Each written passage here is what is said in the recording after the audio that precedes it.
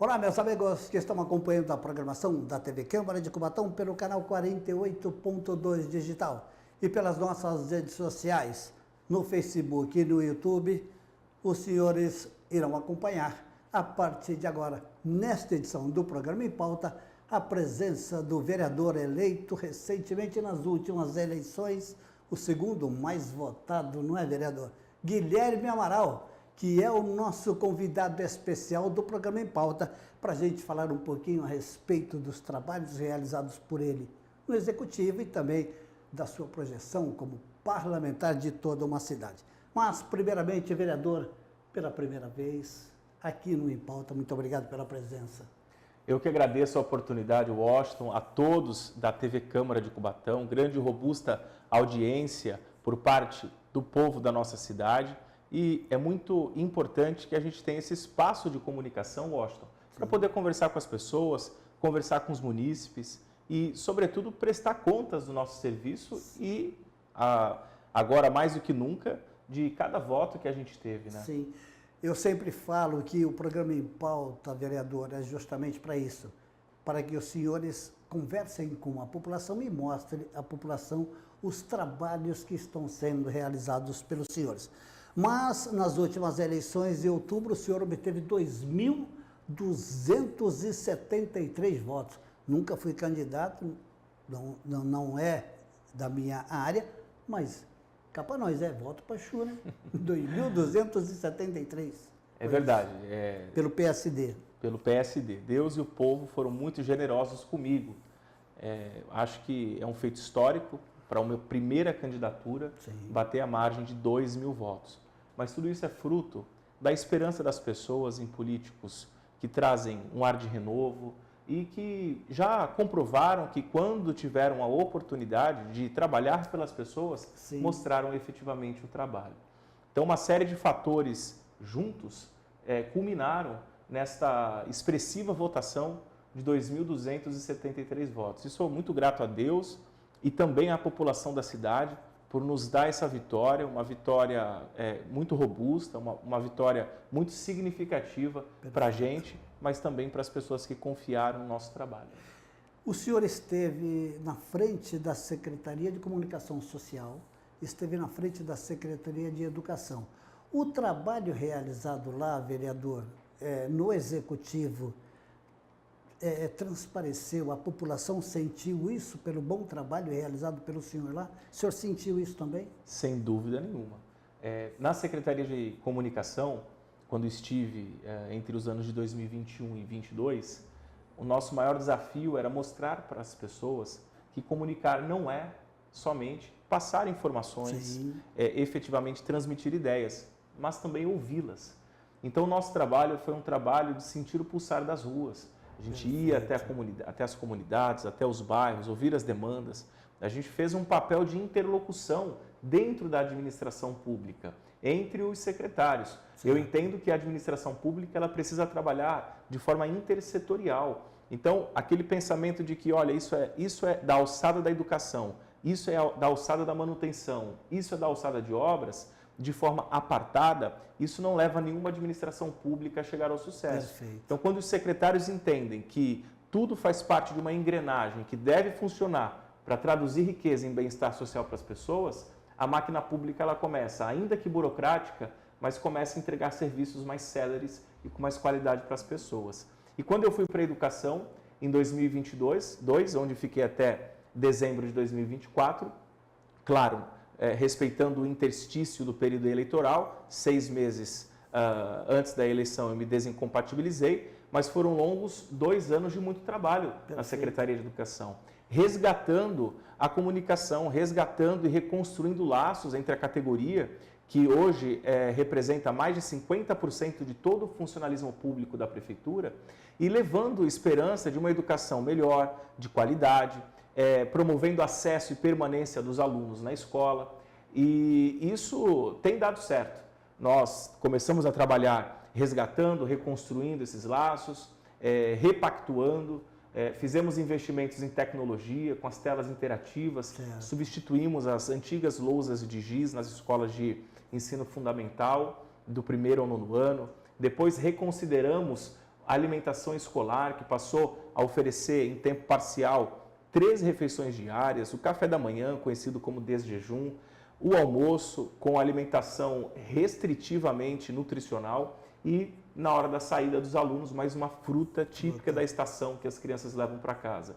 Depois, a criação do programa Educador Conectado, um programa pioneiro na cidade de Cubatão, que, aliás, serviu de exemplo para a cidade de Santos, em que nós concedemos um subsídio financeiro de R$6.000 para cada trabalhador e trabalhadora da área da educação, como professores, pajens, diretores de escola, gestores em geral, para que eles pudessem se atualizar do ponto de vista tecnológico, comprando um tablet, comprando um notebook, comprando periféricos de entrada e saída dos mais tipos e diversos. Depois criamos o programa Avança Escola, Washington, o maior programa de descentralização de recursos públicos. Máquina pública que centraliza a gestão está fadada ao insucesso.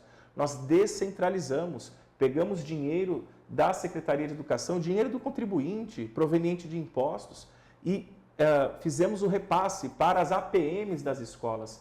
A Associação de Pais e Mestres, que era mantida exclusivamente por doações de pais e responsáveis, hoje a Secretaria de Educação entra com cerca de R$120 por cada aluno matriculado. E quando o aluno é matriculado em escola de tempo integral, a Prefeitura paga o dobro. O que significa isso? Trouxe independência financeira para as escolas, autonomia na gestão. Vazou gás no ar-condicionado, o diretor de escola tem recurso para poder repor.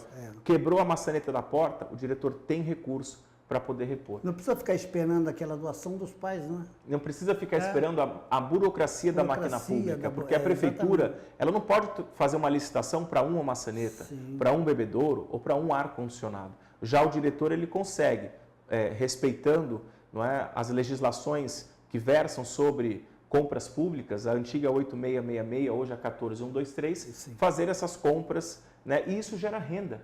Por quê? Porque você pode contratar o pai do aluno que é carpinteiro, desde que ele tenha CNPJ, você pode contratar a mãe do aluno ou o tio do aluno que trabalha com ar e refrigeração. Você, além de descentralizar e desburocratizar a gestão, você gera renda na comunidade do entorno. Apesar, como o senhor disse, e eu já falei isso várias vezes, da burocracia, que não é da cidade, é uma burocracia geral, tem que estar legalizado para prestar um serviço desse. Com certeza. Né? Tudo com a fiscalização do próprio executivo. E com prestação de contas que, a posteriori, são enviadas à Secretaria de Finanças e passam também pela Controladoria Geral do município. Então, tudo é feito na mais minuciosa transparência e respeito no trato da coisa pública. O senhor falou aí com relação à comunicação das secretarias, né? Existe também, e eu também sempre falo isso, no meu modo de ver, a importância dessa comunicação do executivo com o legislativo, porque quem ganha com isso é a própria população, não é? A comunicação do executivo, a comunicação entre os dois poderes, para uma cidade melhor, né? É muito importante, né? As pessoas conhecem o cargo de vereador como agente fiscalizador. Mas a nossa Constituição Federal, no Pacto Federativo, estabelece diretrizes dos poderes. Os poderes são independentes, é verdade. Claro. Mas uma coisa que você disse é de inalienável e criteriosa importância. Eles também são harmônicos. É importante que haja o diálogo entre o poder executivo, o poder legislativo, para que, numa junção de esforços, as políticas públicas sejam efetivamente traduzidas e levadas até a ponta, até a porta da sua casa, até a porta do pronto-socorro, até a atenção básica à saúde. As manutenções que precisam, estão sendo feitas no município de Cubatão. Então, essa independência existe, mas também, para que nós tenhamos um Estado equilibrado, nós também temos a harmonia entre os poderes. Claro. E hoje, na Casa de Leis, no Executivo, o senhor está 1 mês e pouco lá, né? Assumiu dia 1º de janeiro, ou seja, já dá para falar alguma coisa da diferença do Poder Executivo para o Legislativo? As demandas são a mesma? Como é que o senhor está sentindo isso, vereador? A gente sente bastante, né? Como você dirigir um carro manual e depois você dirigir um carro automático. A função do agente público, a função do carro é te levar, te locomover. Sim. A função do secretário que fui, do vereador, é trabalhar para as pessoas, trabalhar para a população da cidade. mas com nuances, com características diferentes. Perfeito. No executivo você tem o poder de executar, de fazer, de poder executar as políticas públicas, ordenar despesas. Já o vereador, nós pedimos, nós solicitamos, nós indicamos. Eu não posso, por exemplo, e é muito importante que as pessoas saibam e conheçam esse detalhe, que o vereador não pode fazer um projeto de lei, por exemplo, Exatamente. que onere os cofres públicos. Por quê? Porque isso se chama vício de iniciativa. Perfeito. A lei tornar-se-ia inconstitucional caso um vereador, caso eu fizesse uma lei que onerasse os cofres públicos. A única pessoa no município que tem poderes para gestar o orçamento público é só o chefe do executivo. Então, existem também fatores que são impeditivos no trabalho do vereador. Então, o vereador acompanha, fiscaliza, pede, solicita, indica, faz interlocução com as pessoas e também legisla, faz leis que melhorem e que facilitam a vida daquelas pessoas que estão nos assistindo. E hoje, no seu caso, como estar no legislativo, ouvindo as pessoas, as demandas das pessoas e levando para os secretários, para o executivo, para que eles executem. Esse é um papel que o senhor vai enfrentar muito como vereador, não é, Guilherme? Com certeza. Essa é uma das principais funções de um vereador. Sim, fazer a interlocução com as pessoas. Claro. Costuma-se dizer que o vereador é o para-choque da sociedade. É quem vai à frente, quem ouve, quem pondera, quem considera e leva as demandas para a administração pública, para o Poder Executivo, para que estas ações possam ser realizadas. O vereador Guilherme Amaral, que é o nosso convidado do Em Pauta desta edição, tocou num assunto extremamente interessante, o poder que tem e o poder que não tem o vereador com projetos de lei que cause honorário ao executivo, enfim. O mesmo, como eu já falei aqui anteriormente, se dá às emendas impositivas. As emendas impositivas chegam na mão do vereador, ele não vê, até no modo jocoso de falar, 1 centavo sequer. Ele indica para onde vai aquela parte das emendas impositivas e o executivo é que destina isso. É verdade, é verdade. A Câmara Municipal, como qualquer Câmara, seja a Assembleia Legislativa, a Câmara Federal, ela não recolhe impostos, ela não gera riqueza, ela vive de duodécimo, que é um percentual constitucional repassado anualmente e previsto nas leis orçamentárias anuais da Prefeitura, do Estado ou da União, que repassam esses valores para as câmaras. O vereador, quando ele versa sobre emendas impositivas, ele não tem gestão sobre o dinheiro é da Prefeitura. Ele, como muito bem dito e explicado clara e cristalinamente pelo Washington, a gente só indica aonde esses valores serão investidos. Lembrando que a nossa legislação municipal obriga que 50% destes valores sejam aplicados na área da saúde e o restante em áreas diversas, como promoção de políticas públicas culturais, educacionais, habitacionais e qualquer outro investimento que, fruto dessa interlocução com as pessoas, o vereador julgue necessário fazer. Muito bem, nós estamos, parece que não, precisava uns 40 minutos de programa para conversar com o vereador Guilherme Amaral, muito esclarecido e fala muito bem, mas televisão tempo, né? Vereador, para encerrar com o senhor, essa pergunta talvez seja um pouco difícil, quais são as principais demandas, quais são os seus principais sonhos neste início de mandato como vereador na cidade? Eu costumo dizer que ser político é igual ser pai e mãe. Você tem 10, você ama todos iguais, mas sempre a atenção é voltada àquele que adoece com mais facilidade, aquele que sofre de depressão ou de ansiedade. Político é a mesma coisa, a gente tem que cuidar das pessoas, mas é claro também que existem áreas prioritárias.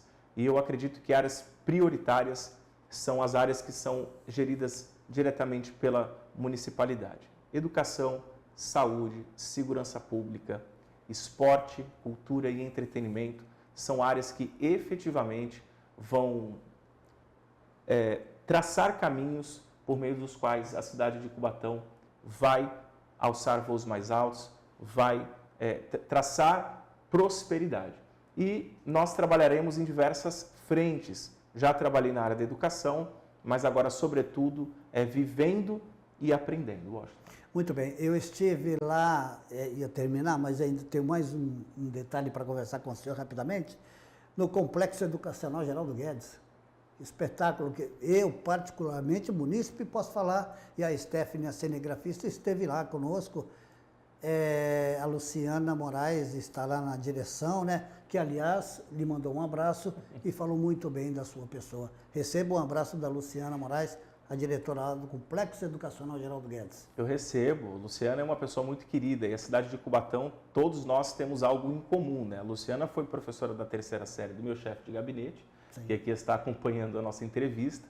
A Luciana foi minha assistente de direção enquanto professor que sou da Escola Lorena e tem feito um brilhante trabalho à frente do Complexo Educacional Geraldo Guedes, que substituiu, não é, a Unidade Municipal de Ensino Martim Afonso, uma escola com 50 salas, 37 salas de aula, uma escola construída por meio de uma modalidade de construção europeia, muito utilizada na Alemanha em razão dos picos, né, de temperatura, que são piers, né, são painéis isotérmicos com isolamento térmico, e não é um isolamento térmico qualquer, é poliisocianurato, um dos melhores isolantes térmicos do mundo, né? Então, a escola hoje ela oferece o que há de melhor no bairro e hoje figura como a maior escola do município. E é por isso que ela se chama Complexo Educacional Geraldo Guedes, fazendo jus à grandeza. Do nosso saudoso e querido amigo Geraldo Guedes. Meu amigo particular, meu irmão, que Deus o tenha em bom lugar. Vereador, pela vez primeira, o senhor aqui nos estúdios do programa Em Pauta, outras ocasiões será convidado, mas de qualquer forma, em nome da nossa produção, os nossos agradecimentos. Obrigado ao senhor e até o nosso próximo encontro, hein? Muito obrigado pela oportunidade, a vocês que nos acompanharam neste programa, nesta edição, e quero dizer que quantas vezes eu for convidado, tantas serão as vezes que estarei aqui. Muito obrigado. Muito bem. Vereador Guilherme Amaral foi o nosso convidado do programa Em Pauta desta edição. A você em casa que nos acompanhou, mais uma vez, vai aqui os nossos agradecimentos, um abraço de carinho e de muito respeito e continue com a programação da TV Câmara de Cubatão, pelo canal 48.2 digital ou então pelas nossas redes sociais, TV Câmara Cubatão, no Facebook e no YouTube. Valeu, gente. Obrigado. Um abraço a todos. Guilherme Amaral, vereador, foi o nosso convidado especial. Valeu, gente. Um abraço e até a próxima, hein?